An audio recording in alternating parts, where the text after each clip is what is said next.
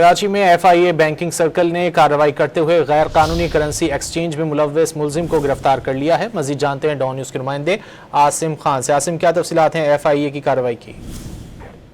یہ ملزم کو کراچی سے گرفتار کیا گیا ہے۔ ایف آئی اے کی جانب سے کارروائی کی گئی تھی۔ غیر قانونی کرنسی ایکسچینج میں ملوث ملزم کو ایک نجی مال سے گرفتار کیا گیا ہے، جس کا نام غلام مصطفیٰ بتایا جا رہا ہے۔ غلام مصطفیٰ غیر قانونی کرنسی ایکسچینج میں ملوث پایا گیا۔ ملزمان کے قبضے سے 31,100 سعودی ریال جبکہ 17,000 امریکی ڈالر بھی برآمد کیے گئے ہیں۔ ابتدائی تفتیش کے مطابق ملزم بغیر لائسنس کرنسی ایکسچینج میں ملوث پایا گیا۔